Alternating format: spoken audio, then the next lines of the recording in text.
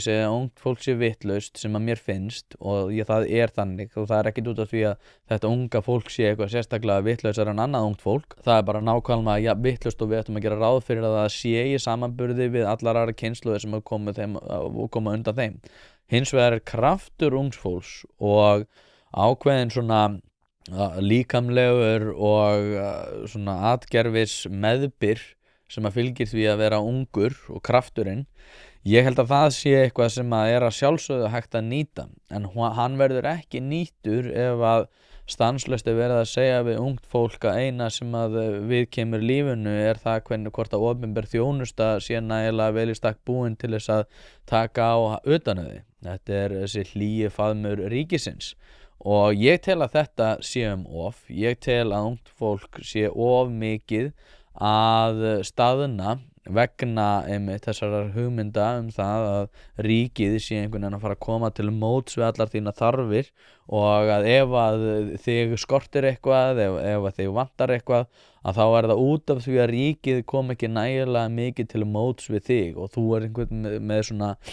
sér úrræði og þetta sé ekki að grípa þennan tiltekna hóp. Þetta uppgjafatól. Þetta uppgjöf á þessu unga fólki og ástæðan fyrir því að ég tala mjög hvasst þetta og ég tók þetta pínu til mín að vera einhvern veginn svona of neikvæður, ekki út af því að ég meini ekki það sem ég segi, það alls ekki það sem ég að meina. Ég miklu frekar að tala bara að ég hef ekki verið nægilega skýr í því að lýsa því nákvæmlega af hverju ég með svona hvassan tón gagnvart ungu fólki og ástæðan fyrir því að ég hef töluvert meiri trú á þessu unga fólki sem að nú í kringum 16 til 24 sem að hefur þessa krafta. Ég hef það mikla trú á því að ég tel að það sé einmitt ófýsilegt að þeir séu að telja sér í trú það að besta sem að þau getur gert við sitt líf að einbeita sér að því að gera meiri kröfur á ríkið, gera meiri kröfur á það að aðrir séu að gera ákveðna hluti á tiltekinn máta út af því að ég held að þetta sé miklu meira í höndunum á þessu unga fólki. Hins vegar að þá ef að þau eru svona hugmyndafræðilega stöðnuð og þá, ef þú ert bara að hlusta á fólk sem að sannfæra þig það að þú bara að vorkenna þér til velmegunar, að þá í bæði eins og Christopher Hitchens lýsir þessu að þegar Orwell að tala þessa stalíníska ríkið, þessa fullkomnu vinstri paradís, að þá það nákvæmlega þetta að þessi hlýi faðmur ekki bara tálsýn, hann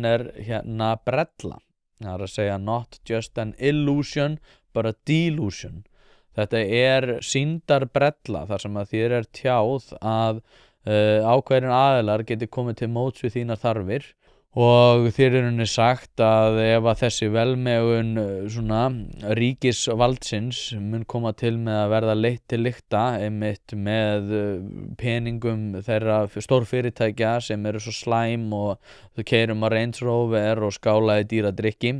að ef við bara náum tangarhaldi á þessum hópum að þá getum við yfirfært og lagt þessa peningin á þig og í rauninni þú munir njóta góðs af því. Þetta eins og segi, þetta ekki bara tálsýn, heldur sýndarbrella þar sem að þér tjáð þegar þeir ná svo völdum að þú sért með nægt húsaskjól, að þú sért með nægt af nægilega mikið að borða, þú ert með nægt af bara allsnægtar samfélagi og að jafnvel ef að þér líði ekki þannig að þá þarftu samt að segja að þeir sé það. Og þetta ekkert annað en fasismi.